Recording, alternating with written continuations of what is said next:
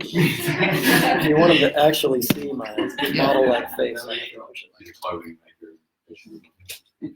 welcome. Tonight we have a very special international guest. This is Sri Swami.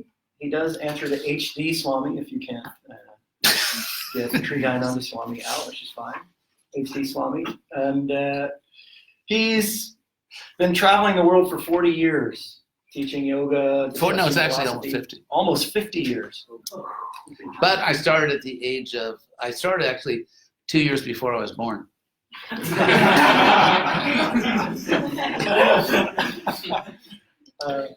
And he's started spiritual communities around the world. He's written many books, many scholarly papers, given hundreds of lectures at many of the world's most famous universities. He has a PhD from Harvard University, a very famous university in America, in Sanskrit and history as well, as we heard from our initial conversation. Very interesting perspectives on history and on life in general. So tonight's topic is, see if I can get it right, atheists, God made in their image. Well, the idea is that, anyway, I'll just try Without further ado, let's get it again.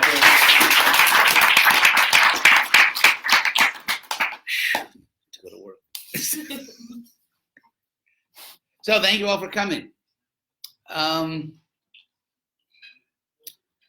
In philosophy or in debate, there's a term which is straw man argument, which you probably know. Straw man argument simply means that one does not refute the strongest version of the opponent's argument, so that one gives a weaker version of what the other person is actually saying, and then defeats that weaker version. So it's, in other words, it's like you didn't defeat a real man, it was just a straw man.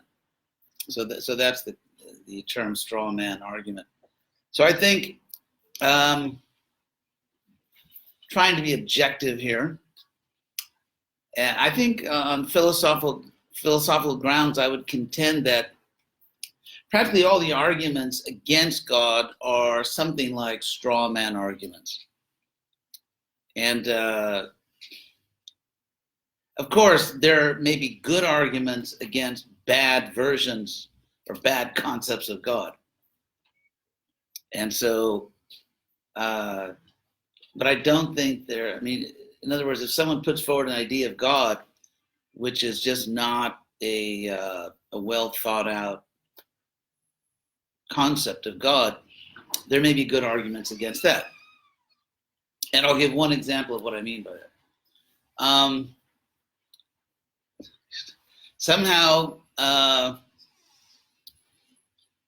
in the Judeo-Christian tradition, it came to be, and Judeo-Christian Islamic, I should say, it came to be accepted that God created the world, including souls, to use the common Latin ex nihilo, which means from nothing. So that our present life is our first life, because we didn't exist before. So God created us from nothing. There's a historical problem with this idea, and there's a philosophical problem. The historical problem is that according to scholars who are specialists in Old Testament studies, the Old Testament, which handles the creation narrative in all these different traditions, the Old Testament doesn't really say explicitly that God created the world from nothing. And so somehow the idea that God did create the world from nothing was just someone's idea that caught on. So, what was his name? The guru of Zeno, Parmenides. Any Parmenides fans here? No. Anyway, Parmenides was a pre-Socratic Greek philosopher. Socrates was so important that the philosophers that came before him are called pre-Socratics. So there was one philosopher who was very influential. In fact, he influenced Plato a lot, called Parmenides. And he argued basically that if we say something came from nothing, it's actually just a confused way of speaking. Because I'll try to lay this out for you, but then I want to get to back to the God thing. He said that the word nothing is a real word, just like something. If you compare these two words, nothing and something, they're both equally words. However, the difference is that something refers to a real thing, whereas nothing doesn't actually refer to anything. There's no object you can call, here's nothing. There's no such, in other words, there's no existing thing, which is nothing. In fact, nothing means exactly that it's not referring to anything. And so therefore, to say something comes from nothing, or when something dies or perishes or dissolves, it merges into nothing, he said it's actually a linguistic mistake. It's just mistaking the fact that nothing is a positive word in the sense, positive in the sense it really exists, but actually doesn't refer to anything. So to say something comes from nothing is not really to say anything at all. But apart from that, apart from the historical mistake of saying we're created from nothing, or the philosophical problems, of course you could say an omnipotent God could just create something that didn't exist before. But then there is perhaps the most serious problem is the ethical problem. There's, I think, an ethical problem in saying that God created us from nothing, which simply cannot be overcome, and which therefore provides atheists with their most powerful argument against God.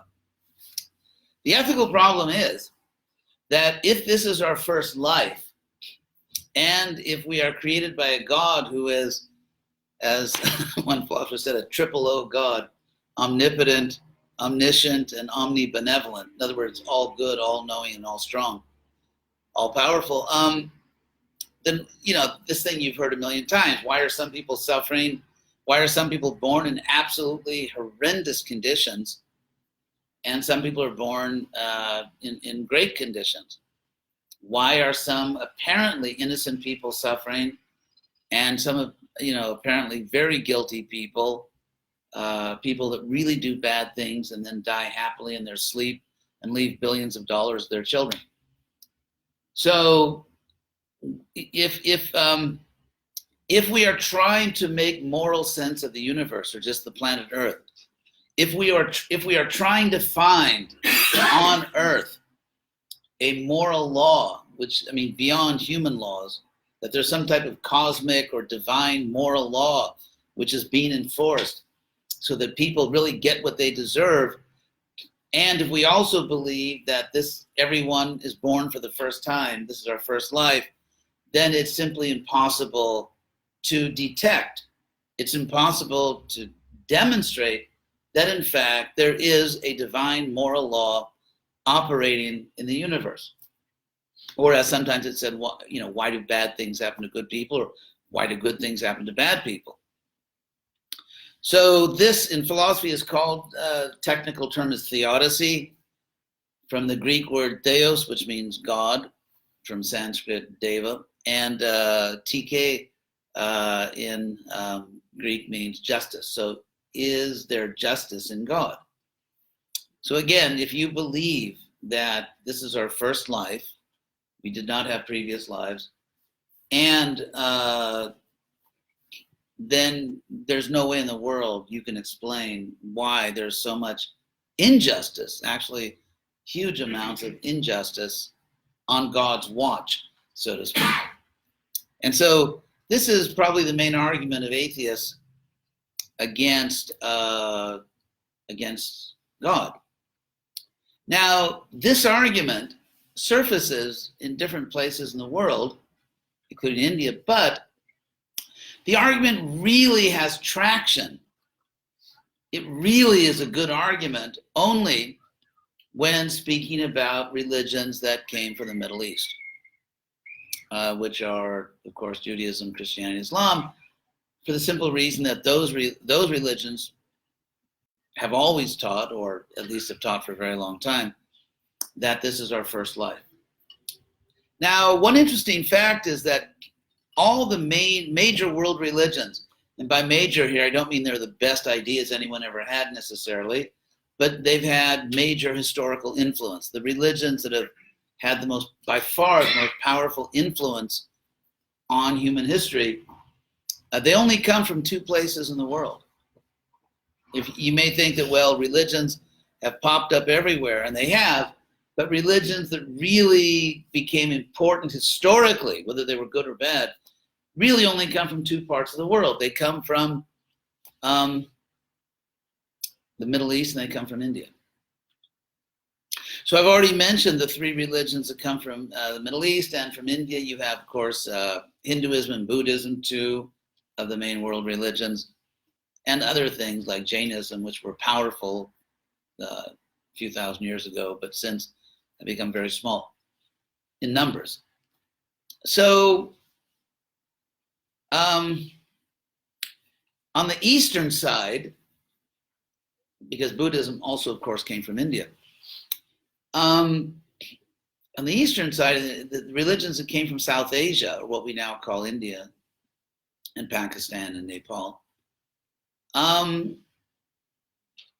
they understood the principle of reincarnation. The fact that we, as living beings, as conscious beings, are not our bodies. In fact, if you just think about it a little bit, it becomes obvious that it is logically impossible for us to be our bodies. And I'll explain what I mean by that. I sort of phrased it in a very provocative way so no one would start texting while I'm speaking. So we have two obvious facts. One fact is that our body, well, that we have reincarnated several times in this life. Some of us more than others. If you divide your age by 7, roughly, that's how many times you've already reincarnated. So, so the question really is not, is there reincarnation? Because you have already experienced it if you are more than 7 years old. The real question is, does this process continue with the demise, with the death of this body? So that's one fact, that we have reincarnated several times in this life and will continue to do so. Carne, of course, in Latin means flesh. So reincarnation really means re-enfleshing. And in fact, there's another pre-Socratic philosopher. This is pre-Socratic night here. So if you're a fan of pre-Socratic philosophers, you get free food.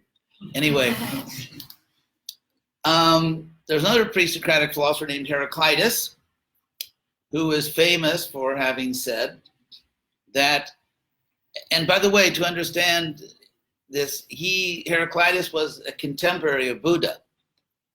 And you may know that in Buddhism, one of the main doctrines, perhaps the central doctrine, is the idea of shunyata or shunyavada, which means emptiness. Sometimes misunderstood, seriously misunderstood, to mean that Buddhists believed or believe now that nothing exists, which is not at all what they meant.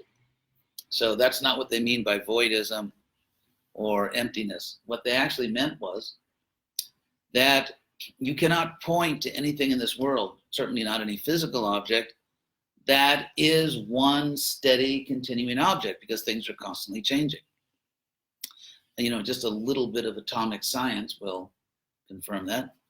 For example, my body is certainly changing constantly. In fact, so getting back to Heraclitus, who's contemporary Buddha, and so this idea that everything is constantly in flux, so there's no immutable, there's no thing that we can experience in the material world which is just itself and never something else, which is what they meant by emptiness. The world is empty of a fixed object. Heraclitus said that you cannot step twice in the same river. You cannot step in the same river twice, because the second time you step in the river, it's a new river. The water that you stepped in the first time is gone downstream, and there's new water. So you're not stepping in the same water you stepped in. And so my cute little version of this is that you cannot breathe in the same body twice. Because if you remember your high school, physiology or biology, I think I slept through those classes. But anyway, I have a vague memory of having taken some class like that. But if you look at the level of microbiology, your body's constantly changing. Every time you breathe, something that was part of your body is no longer part of your body. Every time you breathe out, and every time you breathe in, something that was not part of your body is now part of your body. So there is no fixed body. It's changing constantly. And by the way, Krishna himself mentions this principle in Bhagavad Gita. He says, Adi Bhuto Ksharo Bhava, that the sort of the governing principle of material nature is a constantly changing state. So materially, that's the condition. And so, therefore, the body you were born in is not the same body you have now. It's not that your baby body just stretched into your adult body. It's a different body. So even though, as I said, we've reincarnated, you actually reincarnated several times at least in this life, still we know by examining our own deepest self-awareness that it is you who were the baby, you who were the child, you were the adolescent, you are the adult. If you just examine your deepest self-awareness, you will understand, you will see immediately. Oh, everyone come forward just a little bit and make a little room. There you go. That didn't hurt, did it?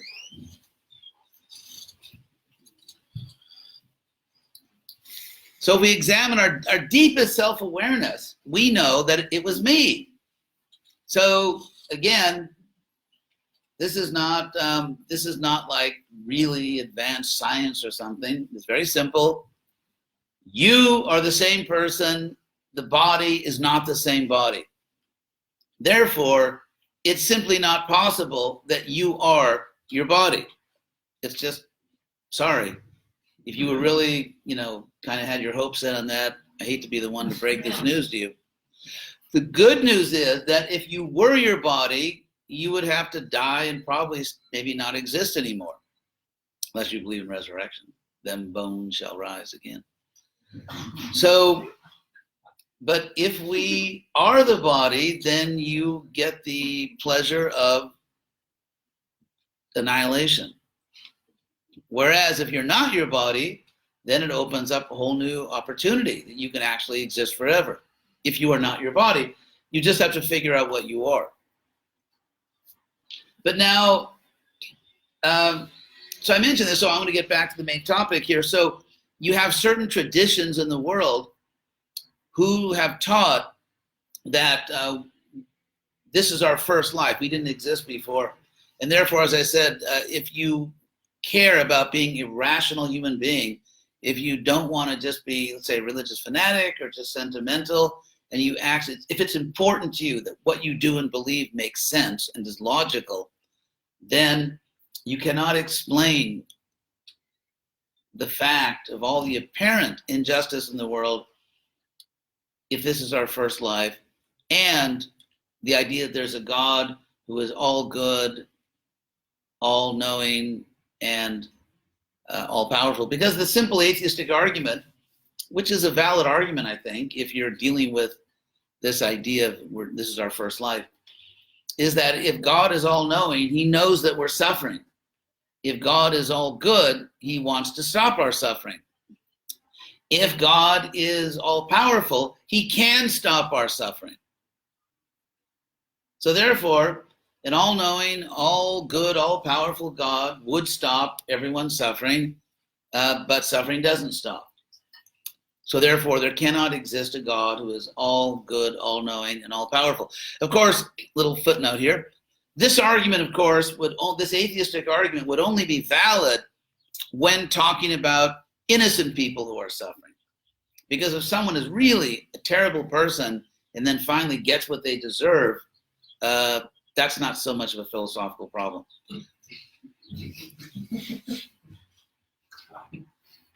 So, but in the case of innocent people, children suffering, for example, or people who led good lives and then something bad happens. So when bad things happen to good people, and to some extent when really good things happen to really bad people, it becomes a philosophical problem. So again, the atheist, and this is the main atheistic argument, by the way, the atheistic argument against God that good people suffer is not really a very strong argument if you understand that you are not your body, you are eternal, and basically you are getting good or bad what you deserve. Now it's interesting because people are so attached to the idea that we are the body. I've experienced this many times, that I'll try to explain all this to someone, and then at the end of it they'll say, well, why is a baby suffering? And then I'll say, well, it's not really a baby. It's actually an eternal soul. I mean, what about if some baby suffers and it turns out that was like, I don't know, baby Mao or something who killed tens of millions of people? Or, that was, it's cute little baby Hitler. Next slide. So anyway, so the problem, now just one general point about what it means to be a perfect moral agent, and then I want to get on to another, I think, bad argument against God. In general, in order, and by perfect moral agent, by the way, agent doesn't mean the person that books your travel or anything. Here. Agent in philosophy means someone who is acting out of their own free will and therefore is responsible for what they do. So that, for example, let's say you're walking down the street and someone pushes you and you fall into someone else and that person falls down. You did not just commit a crime because you were pushed, and therefore you did not intentionally do that. But if you are walking down the street and just push someone and they fall, then you are responsible because you did choose to do it. By the way, I once saw in LA a great bumper sticker that said, Humpty Dumpty was pushed. Conspiracy theory. So therefore, what does it mean? Because God, ultimately, I believe that in order to really accept a candidate for God seriously, or if there is a God, in order to really worship a God, God would have to have certain characteristics. And I think one of the most important characteristics that a worshipable, rationally worshipable God would have to have is to be a perfect moral agent.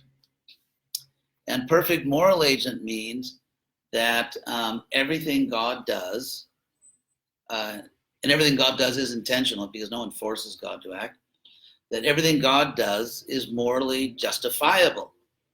So that, for example, God does not punish people unfairly, nor reward people unfairly. That there really is justice under God. Because if there's not perfect justice under God, God would not be a very attractive object of worship.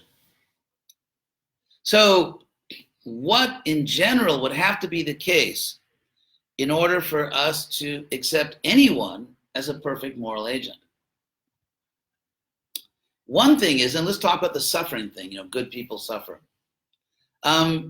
Anyone who, under any circumstances, let's say, causes some type of pain or suffering or trouble to another soul. An example would be a dentist. So let's look at the dentist. The philosophy of dentistry, which is the real topic tonight, by the way. Anyway, let's say you go to the dentist, and the dentist tells you the good news. We have to do a procedure here. or whatever, hopefully not a root canal. Don't wish a root canal on anyone. But let's say the dentist has to do some procedure. You demand, really, that the dentist, as a civilized human being, has to cause you the least amount of pain possible in order to carry out a necessary procedure. Like, let's say the doctor does a procedure on you, and then you find out, well, you didn't really need that. I just, learned it in dental school, never really had a chance to try it out. And so, or let's say, for example, actually I could have done this in a less painful way, but it's kind of more fun for me this way. Or I just wanted to see what would happen, or I just thought I would test your tolerance to pain. So again, in order for you to accept the dentist as acting morally, the dentist has to cause you the least amount of pain possible in order to achieve a necessary good. And so let's apply this to God. First of all, in a world in which we understand that we have many lives, and therefore the idea is that we actually cause our own destiny, whether it's good or bad. I guess it's good karma to be born in New Zealand. Beautiful country, nice weather. I can't say I miss all the guns we have in America, but it's amazing how easily I got over that. So in the case of God, it would have to be the case, in order for God to be a perfect moral agent, it would have to be the case that God causes people who suffer the least amount of suffering possible in order to achieve an essential good. Now, someone could say that, well, that can't be true because some people really suffer terribly. But then again, it's like, there's a term, medical term, an invasive procedure. I remember we had when I was growing up as a kid in Los Angeles, we had this really nice family doctor, Dr. Wayne Hilton, I remember his name. And I actually became the head of a big medical corporation. But so we would go, get our medical checkups. And whenever he would say you have to have a shot, I would always argue with him and say, look, whatever medicine you can put in the shot, you can put in a pill. I was a little kid, but I'd always, and he would just laugh, and I'd get a shot. So the idea is that would have to be the case. Now, someone could argue that it cannot possibly logically be the case that anyone could do anything to deserve the kind of punishment this person suffered. But is that really necessarily a true argument? Because if you think about it, our behavior in this world is really only a symptom or a consequence of what's really happening, which is our mental state. And Krishna himself says in the Bhagavad Gita, by the way, when he says, Naiva kinchit karomi ti manyeta yukto manyeta tattvavit, that a tattvavit, which is a knower of truth, and I won't go into the whole explanation here, the word tattva is a special word for truth. Krishna says in the Bhagavad Gita that learn the truth from those who are seers of truth. And the word tattva, okay, I'll give you a very brief explanation what it means. Because there are various words for truth, but if you say, like, tell the truth, don't lie to me.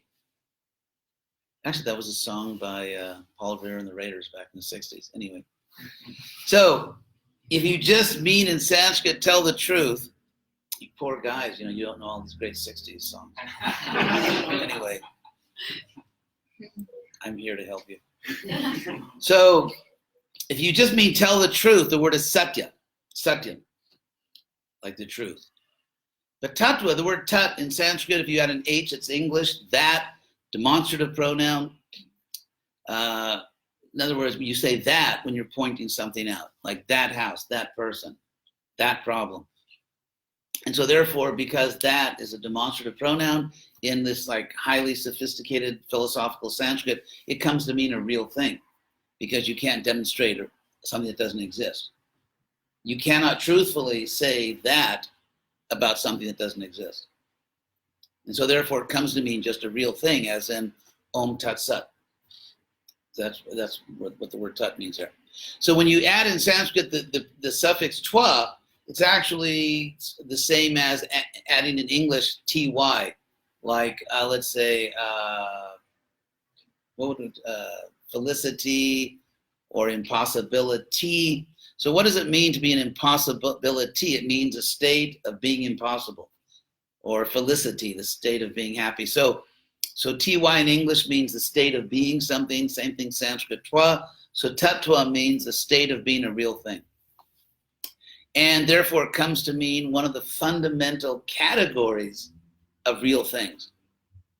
And it's in that sense you get terms like jiva tattva. Jiva means living entity, related to, of course, the Latin, viva, viva, long live. That's actually Sanskrit jiva. They actually say that in Sanskrit, jiva, jiva, like long live someone. So anyway, jiva tattva means a fundamental category, which is the jiva, the individual soul. So we are in the jiva category as a real thing. Or there's Vishnu tattva, the category of God. So that's what tattva means. So what was the word we were explaining with tattva?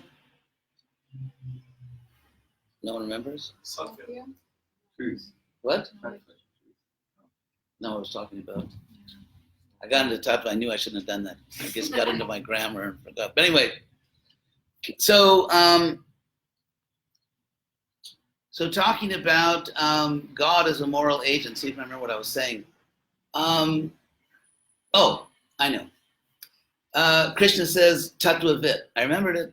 See that? At my age, you didn't, and I did. So Krishna says that one who is yukta, one who is actually engaged in yoga or spiritual practice, one who's actually engaged in spiritual practice and who knows tattva, in other words, knows the difference between the body, which is prakriti tattva, nature, and jiva, the actual soul.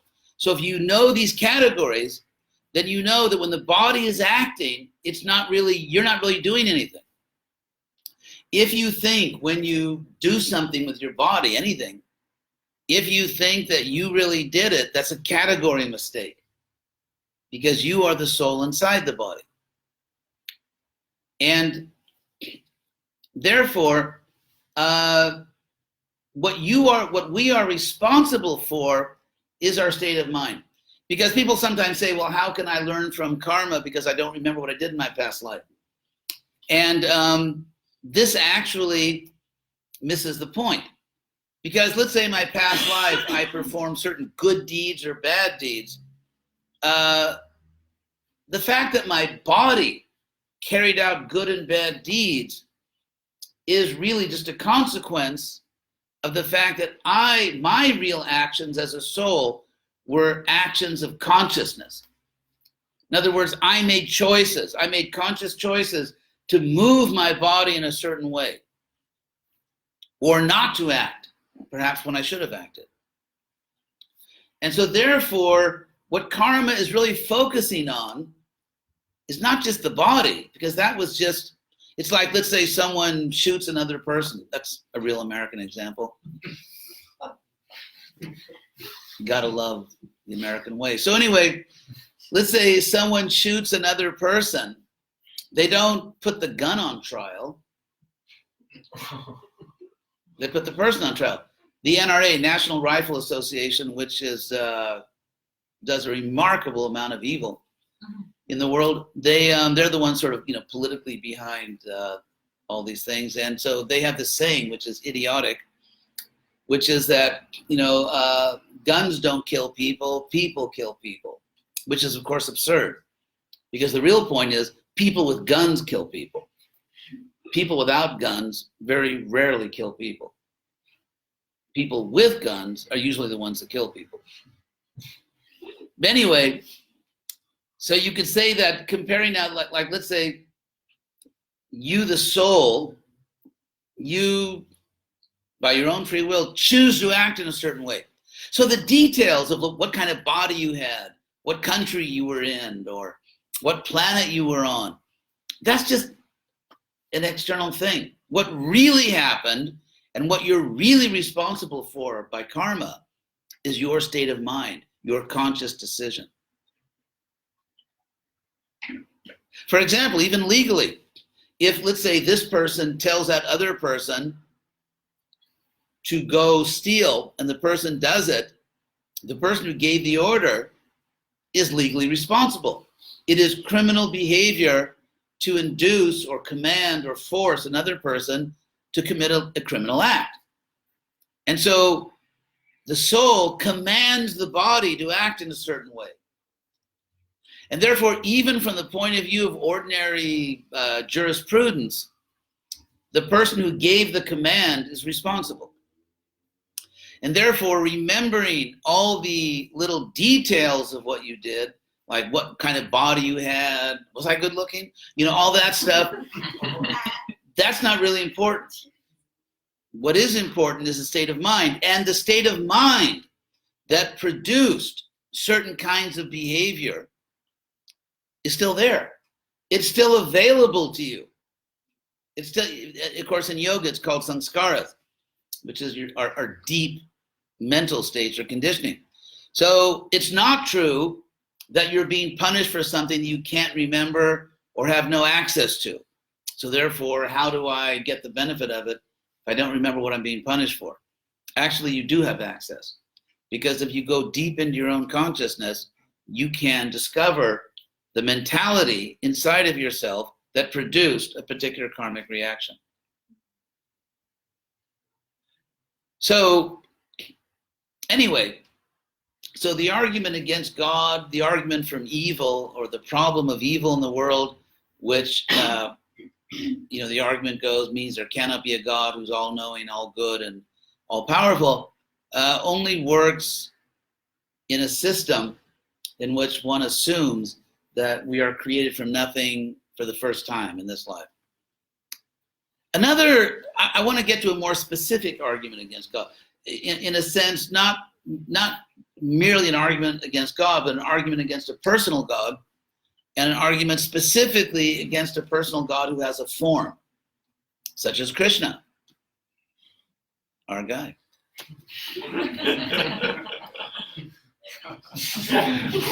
So, hey man, are you a Hare Krishna?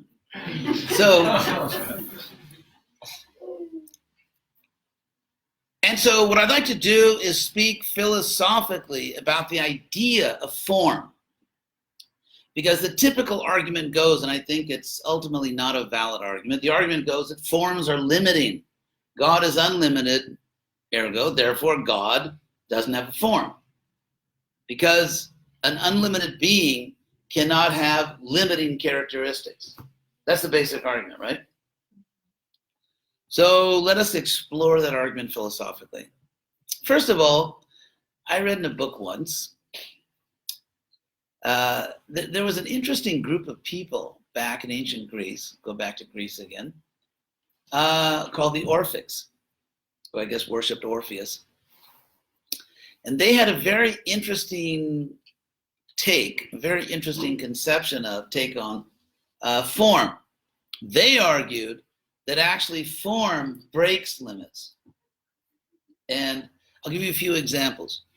For example, let's say you just take a hunk of clay, and which could only have meaning to someone that's into modern art, and not to any rational human being. So let's say you take a hunk of clay. Now it's sort of formless, just a hunk. What does it mean? Of course, I mean, if you want to just use it as type of, I guess, three-dimensional Rorschach test, then you can start interpreting. I see my mommy beating me, or I see this. I see that all women hate me, or something. You could. That's what they do. Like they have these psychology tests. You just give someone a few dots, and then they tell a story about these dots, and then it all comes out. Or they have little figures. These are actually standard modalities in psychotherapy. Anyway, so in that sense, it's not really the art itself, it's just the art as a springboard for someone to use their own imagination and bring up their own deep psychology. But in terms of what a hunk of clay means explicitly, in a sense that in an explicit communicable way. In other words, for example, let's say we all go out on the street and there's a red light. Let's say we're walking, and we all come to a red light, and let's say none of us is an anarchist and none of us is suicidal, then we all stop at the red light. And although an anarchist or a suicidal person might not stop. So the idea is there are certain meanings, things, that's what they call that semiotic, the study of signs and the semantics of signs.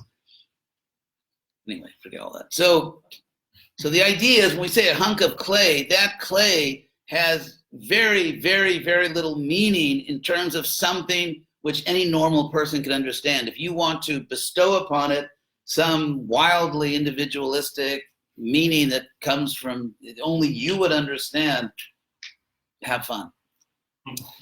But in a public, communicable sense, it has no meaning. Now, in the hands of a skilled sculptor, the more the sculptor shapes that clay, the more the sculptor gives form to the clay, the more meaning it starts to have. And there are some sculptures like the David of Michelangelo that, millions and millions of people just stand there looking at and finding meaning, for centuries. Here's another example, music. If someone just, let's say, does a monotone or just random noise, of course, we would call that modern music. Modern academic music. But let's say we want real music. And so if you just take sound, just noise, again, how much public meaning? By public meaning, I mean, what does it mean to any normal person? But in the hands of a gifted composer, I personally am a big fan of Baroque music, which I also play, roughly 1600 to, they say 1750 because Bach died in 1750, but that's absurd because Handel died in 1759. So that didn't just stop on Handel. Anyway, so those are roughly the dates for Baroque music. And it's absolutely some of the most, perhaps the most sophisticated music I think ever composed. They had this, just sort of this mind-boggling mastery of counterpoint, which means introducing linear voices. Anyway, forget that. But so let's say whatever your favorite music is, in the hands of a very gifted composer, the more the music is shaped and formed, the more meaning it has. It starts to become unlimited. And finally, language. Language is actually, it may seem simple, like, hey, how you doing? What's up? But when they try to model language on computers, have you ever wondered why when they say, hi, I'm a computer, I can understand complete sentences, and they never can? And the reason is because language is incredibly complicated. It's incredibly sophisticated. Minor variations in syntax, word order, or semantics, or all kinds of things. Language is extremely complex. And so the fact that I'm speaking now and, you understand English, you're understanding it, is what your brain is doing is almost inconceivably complicated. And so therefore, when if I just, let's say you came to this program and I just sat up here and started going, and you said, okay, this is an interesting angle, but let's say like 45 minutes passed and I was still just grunting. So maybe I'm just a postmodern philosopher. Anyway.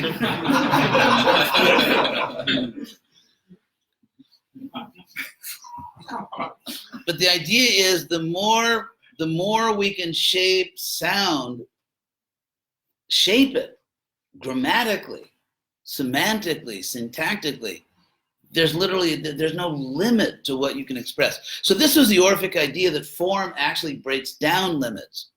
that the more things are skillfully formed, the more unlimited they become, visually, audibly, in every way. And so, okay, what about if you say, well, take the contour of your body. Let's talk about the three-dimensional perimeter of your body, which you could say it's a limitation. It's not only a definition, it's a limitation, because the perimeter of your body is what separates your body spatially from everything else, whether it's a wall or just space itself. And so how could something which limits, it defines by limiting the shape and contour and the spatial extension of your body, so doesn't your body limit you? Maybe having a human body breaks down limits in the sense you can do all kinds of interesting things, but spatially, it's certainly a limit. So, what about the case of a God who is everywhere, who has a body, but is everywhere?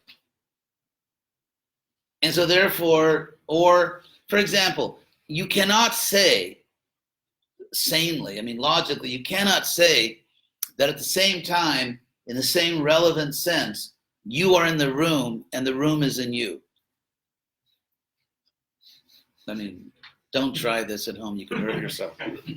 So it's impossible that at the same time, in the same relevant sense, you are in the room and the room is in you. However, Krishna makes that claim in Bhagavad Gita in chapter 9. He says that everything is in me and I am in everything. And so clearly this is not Newtonian physics.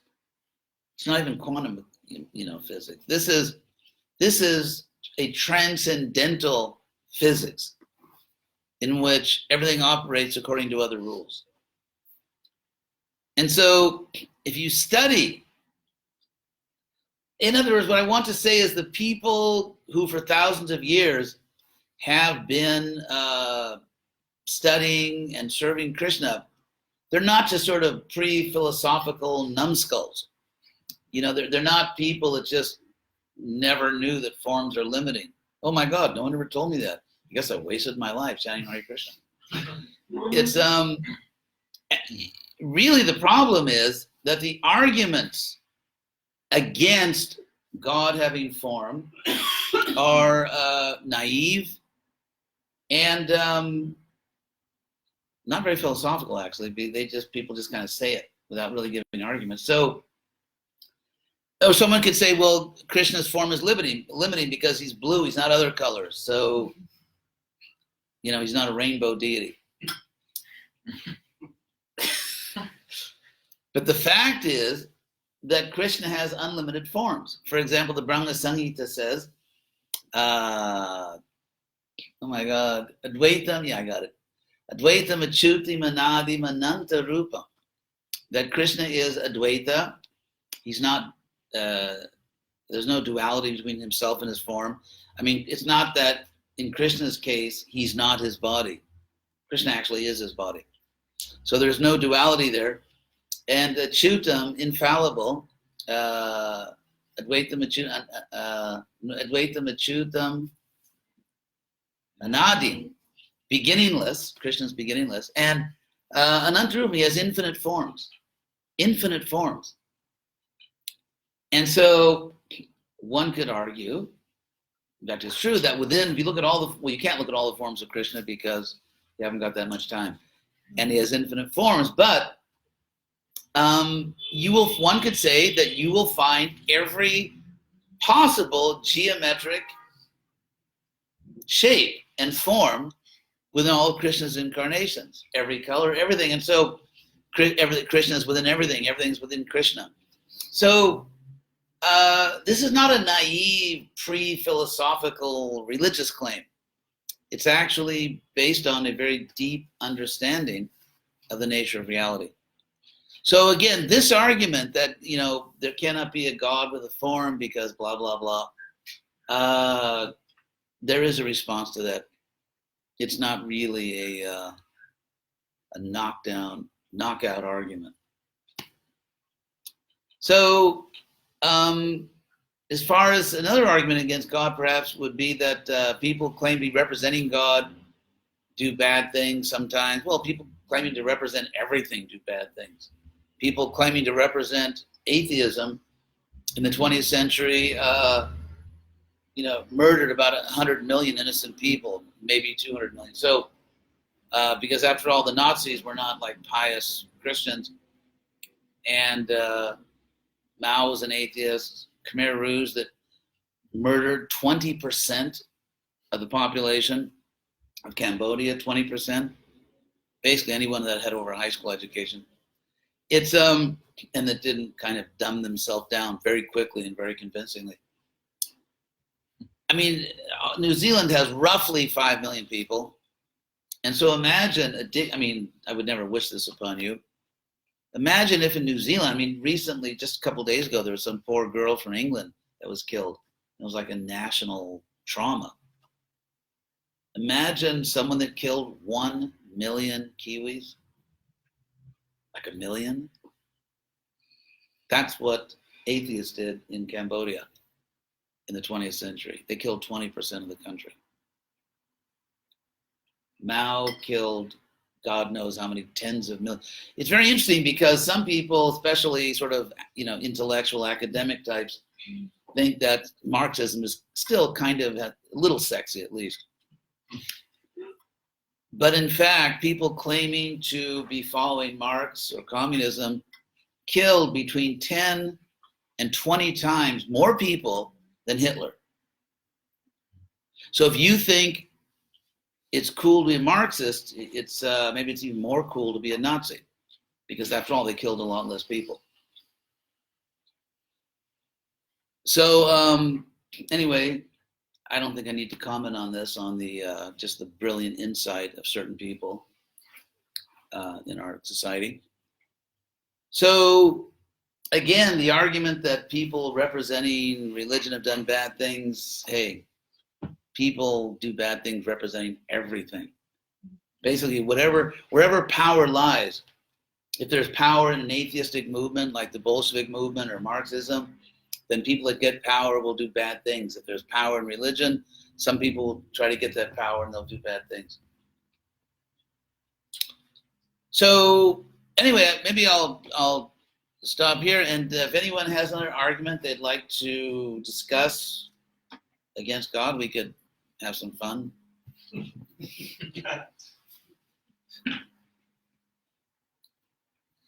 Or any other question? Yes. So, ja, in Deutsch kann ich auch fragen. Genau. Ich bin mir noch nicht sicher, an was ich wirklich. Oh, we maybe someone else translate the German. Who can translate the German? Oh, you can? Oh, good. Go ahead. Because I can understand a lot of it, but I want to make sure I get precisely what you say. So go ahead. The thing is, ich kann es auch versuchen in Englisch. Ja. Kann übersetzen. Do you believe there's only one right choice in religion? Oh, that's a good one. Good question. Eine gute Frage. Danke. Do I think there's only one right choice in religion? I would say there are many good choices, in the sense that if someone, I do believe there's a hierarchy of knowledge, but that's very different than saying there's only one true religion. For example, let's say I'm a scientist. Let's say I do physics. And there are different theories, and let's say there are several good theories. They're put forward by intelligent scientists, they have arguments, but ultimately I believe there is a theory which is the best. Or for example, let's say in another field, maybe to make it more clear, let's say in history. Let's say we're trying to understand why a group of English citizens revolted against their mother country in 1776 in the American colonies. Because almost up until the day of the war, they very much believed they were English citizens, and their main complaint was actually that they were not being given the rights of Englishmen. But anyway, so of course the different scholars put forward theories of what led to the war, or why the Americans won the war against the greatest military power in the world at that time. And so if when you go to the university, you see that scholars disagree, they debate, they have different views. But I think it's fair to say that any qualified scholar will have something important to say. We may ultimately think, well, this is a better interpretation, but there's always some merit. Any serious scholar will come up with some ideas that should be considered, that have some merit to them. Even though I may think, well, I don't think that's the best explanation, but you can learn something there. Yeah. And so I think that's my attitude toward many religions in the world. First of all, I would reject anyone claiming to be religious who is doing evil in the world. Like people that kill innocent people in the name of God, I think are just, they're not contenders. So, one second. So among people, let's say among people who claim to be worshiping the divine, however they understand that, and let's say if they have good principles, for example, they believe that on their path they should be charitable, they should help other people, they should not be cruel to any other creature, including non-humans. They should not cause pain and cruelty to other creatures. And so they believe there's some kind of divine power that is itself good and requires goodness in the followers. So I think that idea is true.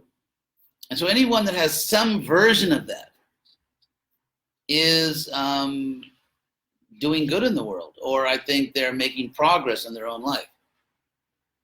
So, there are certain basic ideas. For example, the idea of an eternal soul, which you find, by the way, also in most forms of Buddhism, which the kind of Buddhism that was marketed to Western people is not the Buddhism that became a world religion. So basically, in all the world, and also in a particular, ultimately, I would say it's not really a question of, let's say, Islam, Christianity, Judaism, Hinduism. Well, I think that's misleading because, for example, take in the Islamic tradition, you have Sufis, who were basically the Muslim bhakti yogis. And so you find a lot of very beautiful expressions of pure devotion. There's one, I forget the name, there was one, I studied one great Sufi poet. Rumi? And it might have been Rumi, it might have been a lady actually, but the saying was that if I worship God to go to heaven, let me go to hell. In other words, let me just love God purely.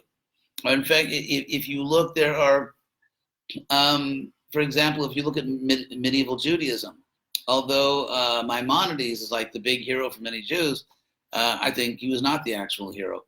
I think there were other groups at the time who had a much better spiritual, Jewish groups that had much better spiritual understanding, that talked about a spiritual body of God. And about a spiritual body of God. So I think in all these traditions, so you can find the bhakti yogis in every tradition.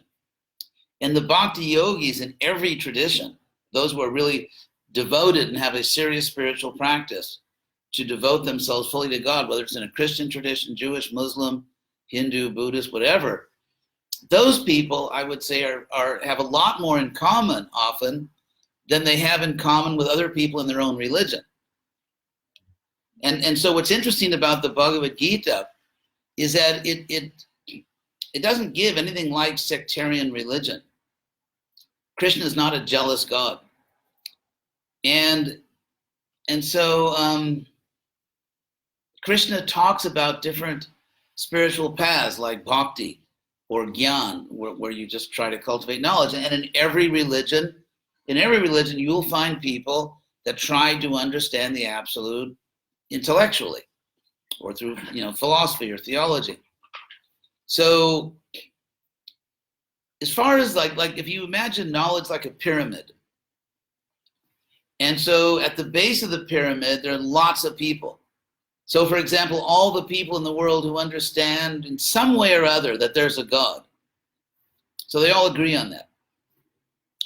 And then if you keep going up, then all the people that understand that God wants you to love everyone and not kill other people if they don't belong to your religion, that's less people, actually, unfortunately. But it's still, a lot of people. And then the number of people that also understand that we are not just physical bodies, we are actually souls, and it's actually our soul that returns to God. Again, there are a lot of people in hundreds of traditions that understand that. And so basically we're saying is that as you get to the more and more advanced knowledge, that Krishna is giving something which is unique. But that's just the, so to speak, the cherry on the top of the cake. And actually, people that say, oh, there's so many religions and they all say that only they have the truth, which is absolutely not true. Or that they say that and all their claims contradict each other, which is absolutely not true. So people that say, oh, all the religions say the same thing, the only people that say that are people that have never really studied world religions. But if you look at the basic claims, for example, in Islam, they claim that God sent a prophet, Muhammad, the prophet. And Muhammad heard directly from God, well, through the angel Gabriel, and then took dictation to write the Quran. So, but the claim is that God sent a prophet. Or in Christianity, especially early Christianity that was actually based on what Jesus said, not based on pagan speculation centuries later, Jesus is the Son of God. And so there's the claim that God sent us his Son to the world. Or in Judaism, you have prophets, you have Moses, you have God communicating with various people.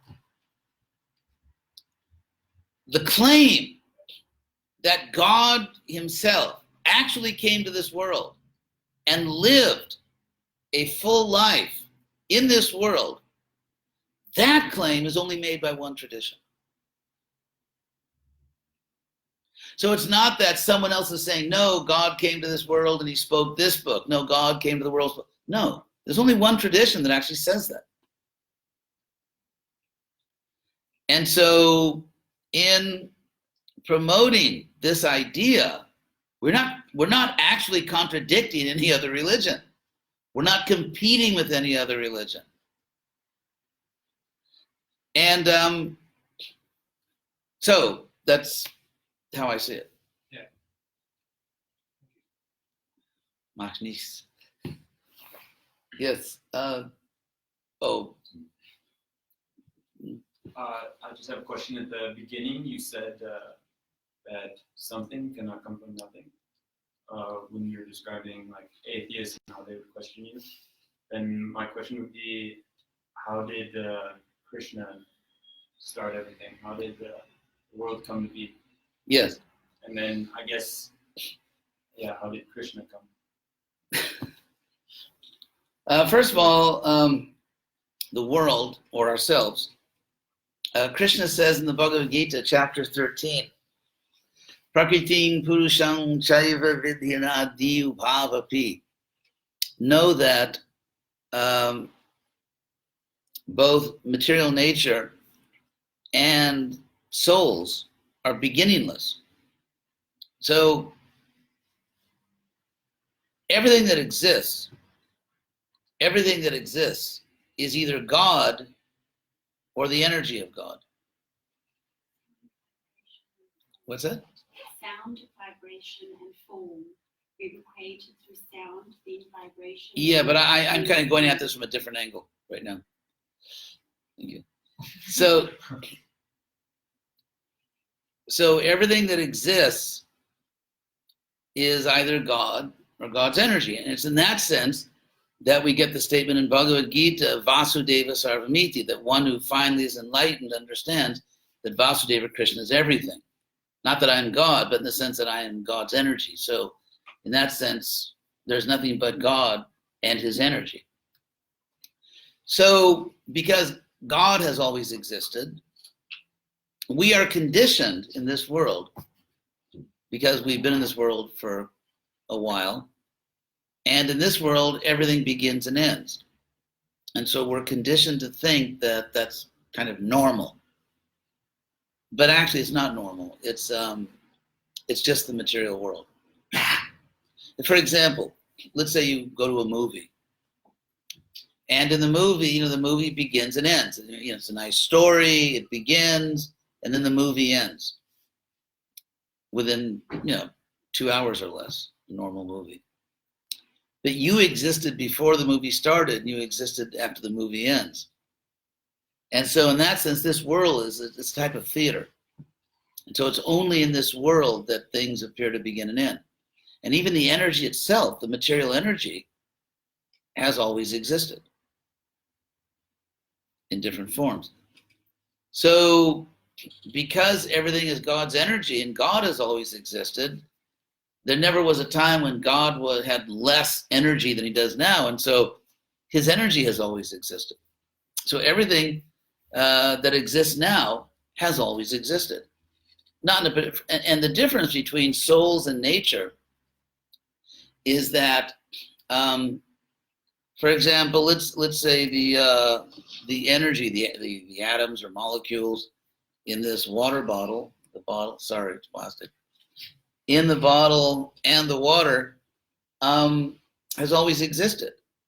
The water, for example, might have, who knows where it's been in the universe. It's been many other things. It's been earth, it's been fire, it's been all kinds of things. Right now, it's water. And it's going to be, I'm going to drink it. It will sort of, biologically become part of my body, and then other things will happen, and then it'll go somewhere else. But the energy itself has always existed and always will exist. So nothing actually, let me put it positively, everything that exists now has always existed, including Krishna. And that's the normal state of things. We're just conditioned by our life in this world to think that things actually end. And even in science, they talk about the conservation of energy, right? That energy is never created or destroyed. It just becomes transmuted. So you, and then you had a question. Yeah, go ahead. Yeah, just about karma, you were talking about earlier, and how in previous lives, if we do certain acts, then we have to reap it in the next life. So what happens if you come from like an animal body? Because they don't accumulate, my understanding is that you don't accumulate karma through that process, because you have to go through the process. Right. So what happens to those souls that have... You're right, because we can say like good doggy, or bad doggy, but so if a soul is coming up, then it seems reasonable to assume that that soul would just sort of get a neutral life. Wouldn't be subject to any horrible suffering, might not be born with a silver spoon in their mouth, but would just sort of have a regular life in which they could, again, start to make choices. If I was God, that's the way I'd do it. So, anything else? Well, thank you all. Thank you all very much. Yeah. Somebody did ask me once if I believe that God is a form. Do you believe that he's a form, that he's a living form? Since you don't believe in the coming of Jesus, and you don't. Oh, I'm not saying Jesus won't come. Jesus can come if he wants. Yeah, he did exist. I know that. That's been proven through stuff. Well, mostly through the testimony of third-party Roman historians. So do you pay towards Krishna, a blue form, or do you actually just pay to energy that created that. So who do you have? We don't believe there's some other absolute that created Krishna. We believe that Krishna is kind of the buck stops there, ontologically. So yeah, we do personally deal with Krishna. Okay, so you believe there's only Krishna. No, not only Krishna. I said a little while ago that God has infinite forms. And also God reciprocates with people. So for example, if someone in a different tradition somehow is devoted to God in another way, then and they're sincere, God will reciprocate with them. So do you believe therefore that God chooses people to reciprocate with? So I think God just reciprocates. In other words, if someone is interested in God, then he reciprocates. No, as far as predestinarianism, I think that's insane. That was an idea that came in with the Protestant Reformation, people like Calvin, who, among his other recreation, things he did, he burned his theological enemies alive at the stake, which was not nice. But anyway, it's the idea, predestinarianism is the idea that God, the idea was they were trying to emphasize the independence of God, that no one can limit God's independence, and therefore God himself has chosen a relatively small number of people who will be saved and go to eternal heaven. Everybody else goes to eternal hell, and God doesn't even have to have a good reason for it. It's not like Jesus said, by the way, that the people who do good in the world, those who, as you treat the lowest of my people, so that's what will happen to you. So the people who go to heaven are because they were kind, because they love God with all their heart, but love their neighbor as themselves. And so this other thing is God doesn't have to. It's amazing how many light years away from Jesus they went. But this group, they believe that God doesn't have to give any good reasons. He just felt like it. Okay, I just feel like torturing you forever. Why not? And I'm God, and I can do it, so I will do it. I mean, this is like really brilliant stuff. So, yeah, God does not choose someone to reciprocate with. He just reciprocates. It's we that make the choice. If you're interested in Krishna, he'll be happy to talk to you. If you're not interested, he won't bother you. I have one more last question. You saying that you don't believe in the resurrection, so can you tell me? You said that. I didn't say I didn't believe in it. As far as, there are different theories. Some people say Jesus didn't die on the cross, and they give medical arguments. Some people say he went to Kashmir. Some people say he went to Glastonbury, England. He went to the right hand of God. I do not claim to be an authority on that. I certainly admire Jesus. As far as, some people, you have a few people at the time who claim that they saw Jesus rise. I don't know if those people were reliable witnesses. And whether they were or not doesn't really lessen my appreciation of Jesus. My admiration of Jesus is based on his life and his teachings, not on the claim that a few people made, actually, that they saw him rising. It's not because of that I respect Jesus. Yes? Question on karma. Is karma like a judgment from God, or is it merely a reaction to who we become?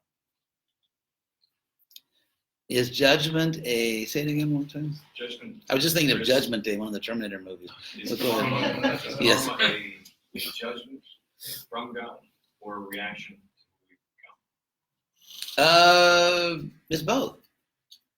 Actually, here I will quote a very, very famous question posed by Socrates to a sort of a self-righteous fool named Euthyphro.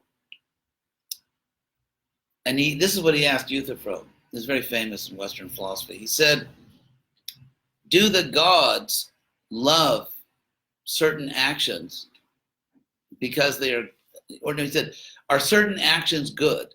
Are certain actions, morally good or religious because the gods love those actions, or do the gods love those actions because they are good? And of course, in the first case, you get a whimsical god that just, which is exactly what you get, for example, in Homer, the Iliad and the Odyssey. That's why Plato in the Republic insists that, we shouldn't corrupt our children by teaching them Homer, which was a very radical thing to say at the time. Because like say in the Iliad, the Odyssey, you'll have a situation, say in the Iliad, where Zeus is with his wife Hera on Mount Olympus looking down at the battlefield in Troy, and will say, see that Trojan soldier down there? I'm going to kick his, I'm just going to wipe him out. And Hera say, well, why, Zeus? I just don't like him. What did he do to you? Nothing. But he's fighting against my friend over there. So the gods act like adolescents. They just, they favor people. They're not fair. They're not just. And so that's not really God. And Plato said that's absurd. If there's a God, there must be justice, real justice. And so what's interesting in Bhagavad Gita, this is one thing I find quite interesting, is that there are no penalties in Bhagavad Gita for not accepting Krishna. For example, Krishna talks about these three qualities of nature, modes of nature, which are goodness, passion, and ignorance. And he says that those who live a life of virtue, of goodness, one thing he says, urdhvam gachanti sattvasta, they are elevated. They're elevated in their next life. They take higher births. And then he says, tasmat sattvam nirmalatam, that sattva is relatively pure and therefore prakashakam. It's enlightening, just virtue. Goodness is enlightening. It's and he says that goodness brings knowledge and happiness. And yet he says, yajante sattvika devam, those who are in goodness worship the gods, who are servants of the supreme God. In other words, they don't even worship Krishna. So according to Bhagavad Gita, you can be happy, wise, and upwardly mobile without worshiping Krishna. If you're just a good person. So this is not a jealous God. But Krishna says, if you want me, then you have to, it's like, let's say a guy wants to win the favor of a girl, but he just goes out with all the other girls in town. And then he says to her, so, do you accept me? Probably not, if she's like, healthy. So Krishna just says you get whatever you want. I reciprocate. So you are the architect of your own destiny. If you want Krishna, if you don't want Krishna, you're not going to get, tortured because you didn't love Krishna. You're just going to get what you deserve according to the moral quality of your acts. What determines what you get back, what you deserve? Well, it depends on what you did. I mean, certain actions cause happiness and cause flourishing. For example, let's say promoting healthy natural food in society is virtuous because it promotes health, and healthy people will be happier and have better lives. Promoting horrible food that actually, carcinogenic food like meat, eating red meat as we now know is, the same health-wise as smoking a lot of cigarettes. So, and not to speak of the cruelty. So we can measure how much goodness you brought to the world. Did you actually promote happiness among human beings and other creatures? Health, happiness, wisdom, or the opposite? And so these are measurable things. So ultimately, you decide. Yeah, don't blame God. Actually, it's interesting because there was actually a sort of an invalid argument. There was a time, there was a very interesting time in Indian history when Buddhism was flourishing in India, and of course the Vedic path also. And they had these very interesting debates on all sides. And there were on the Hindu or Vedic side, there were different scholars. holding different viewpoints. And they had fascinating debates. It was intellectually a very rich time in history.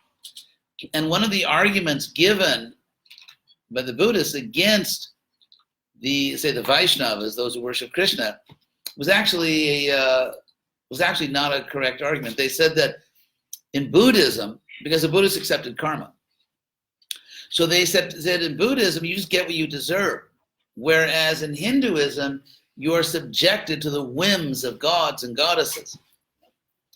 And in fairness to the Buddhists, there were and still are people in India that are very superstitious, and this is a type of religion.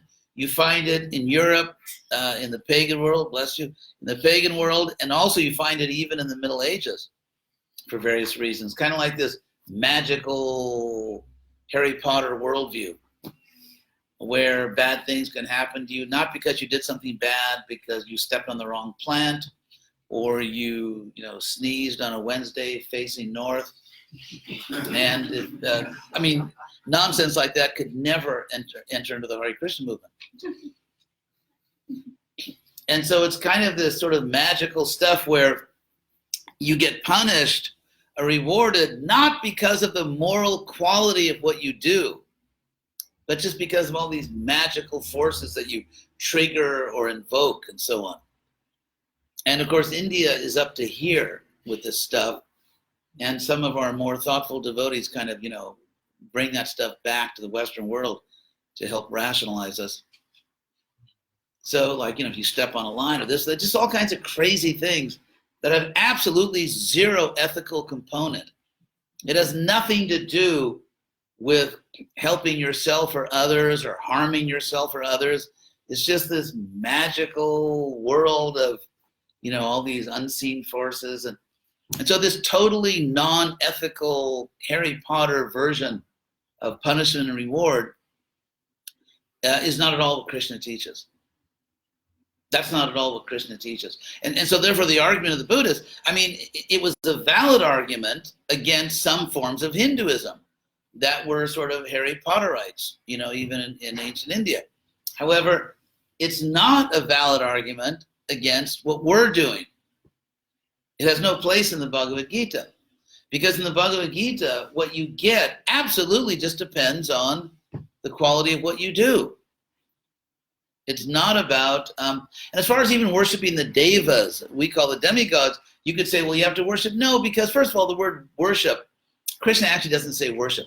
He uses the verb yajante, they yaj, which sometimes translated worship doesn't really mean that in this case. It really means just not being a shoplifter. Because Krishna explains in the Bhagavad Gita that all the benefits we get in this world, for example, it rains. And without rain, food doesn't grow. And so, our very life, these things are not for free. Someone is actually giving us the air we breathe, the water that nourishes our food and nourishes us. This is actually coming from somewhere. And so when Krishna says that those in goodness offer back to the gods, he says because one who enjoys all these benefits and doesn't pay for them at the checkout counter is just a thief. Krishna says is nothing but a thief. So we may not know, or modern people may not know how the universe operates, but that doesn't mean in Vedic culture they had to dumb themselves down for us.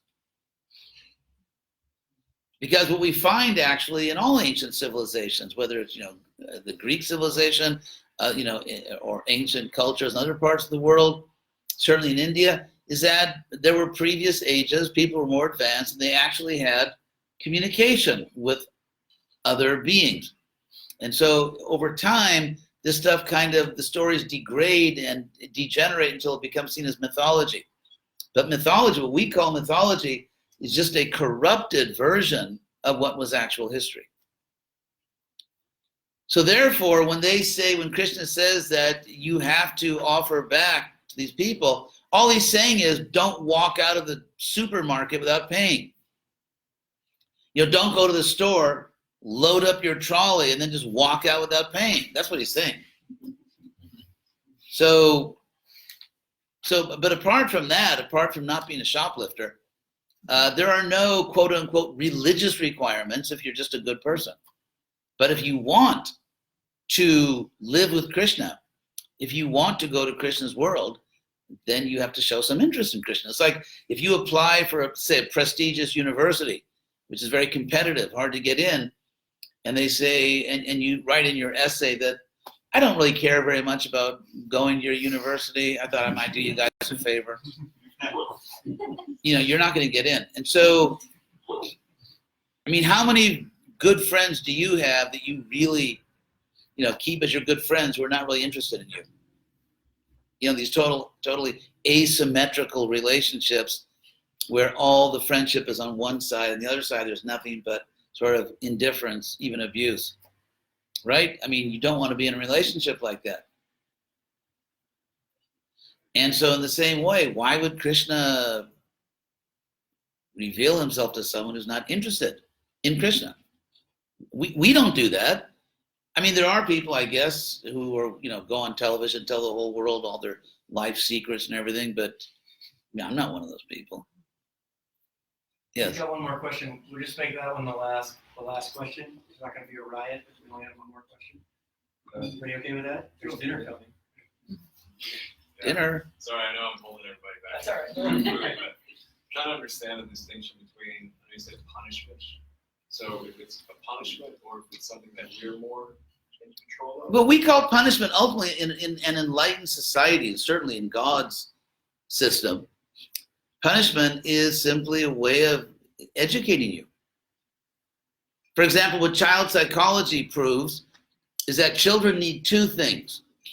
They need love and they need boundaries. In fact, children, if they are not given boundaries, they interpret that as they are not loved. If a child is being taken care of by someone, a parent or some other caretaker, and the caretaker or parents lets the child do whatever they want, there are no rules, children understand that to mean this person doesn't love me. So children need love and boundaries, and boundaries have to be enforced. So that if you cross the boundary, something happens which discourages you from again crossing that boundary. And so you can, for your own good, you can call that punishment if you want, but ultimately it's for your own good. Yes? Is it true that like positive reinforcement is better at shaping behavior than like punishment? Is what? Is better at shaping behavior than like punishment? There are certain extreme forms of punishment which are shown to be not so effective, but like physical punishment or something like that. But there are basically, okay, I'll just be very honest with you. I think there's a bunch. I think the academy, the university, have been taken over by extreme leftist people who have all kinds of theories. I think they produce an absolute catastrophe. What we see now is this theory of only positive reinforcement. We now have a very common phenomenon in the United States, and perhaps you also have been gifted with this, where university students believe, many of them, that if anyone disagrees with them on political issues, that is a medical threat to them. That is a threat to their well-being, and they need a safe space where they can be protected from the fact that someone actually just disagrees with them. And when I went to college, very short time ago, that was the whole reason you'd go to college, because you wanted to debate, you wanted to test your ideas and test other people's ideas. There was this healthy, robust, mood of like stretching your mind, exercising your intelligence, and you have debates. Now, if someone disagrees with these people, you've heard the term the nanny state. They now call this the ninny state, where they, like Brown University, one of the most prestigious Ivy League school, and because some conservative speaker came on campus, they had the safe space where they played this music in the background of like little dogs, puppies barking, and they had little, Play-Doh and toys to play with, so that, these students could be protected from, having to even see someone who disagrees with them. And so, this is actually going on, and it's becoming a laughingstock. A lot of the left is becoming a laughingstock. So I'm not on the other side either. I didn't vote for Trump. But the point is that, so some of the top psychologists in the country are trying to figure out what the hell's going on. Like, what happened to college students? Because it used to be, if you study history, it used to be on college campuses that although the administration sometimes would want to, let's say, limit who could speak on campus, or the teachers, but the students were always the bastion of free speech. That historically, college students were the ones that bring it on. Let's hear all the different ideas. They wanted to debate. They liked it. Now you get a case where you get some of the administrators saying, well, let's have free speech, and the students are demanding that anyone that disagrees with them not be allowed on campus. Which there's a word for it in English. It's fascism. So demanding that. And so you have case after case after case where very qualified speakers, people who have the highest degrees from the best universities, people who make reasonable arguments. You may not agree, but they're making arguments with evidence, and and they know history and they know social science. But if they're not politically correct, this students sometimes in some place try to physically block them from speaking on campus, or shout them down, or they get all the tickets and then don't go. In other words, there's an idea. Again, I'm not on the right, by the way. I'm not like a right-wing person, but a lot of young people especially think that somehow the left stands for free speech. Are you dreaming? If you look at the 20th century, for example, virtually every time a hard left party took over a country, the first thing they did is abolish free speech and even start killing anybody that disagreed with them. That's what happened in Russia. That's what happened in Cambodia. That's what happened in Cuba, where they would literally machine gun people who simply tried to sail a boat off the island. They would just machine gun them.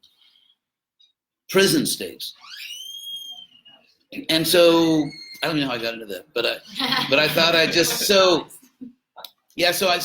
think, as someone trying to serve Krishna, again, I'm not a right-wing person. I just think we have to be fair and open and look at what's really going on.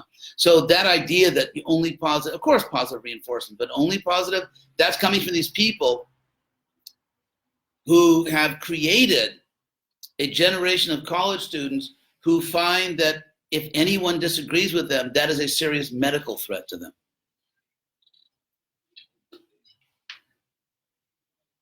So, I think that, if with love, sometimes, my mother, I had a great mother, I had great parents. They were very, very loving parents. And my mother, she ran a tight ship at home when I was a kid. And I'm forever grateful. I'm forever grateful for that. So, again, everything she did, she did with love. But, I still remember she put the fear of God in me when I was a kid.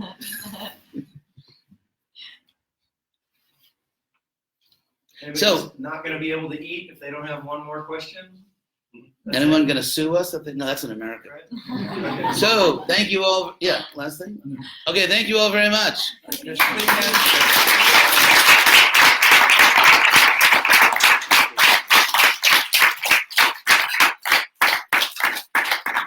up and stretch your legs. I just want to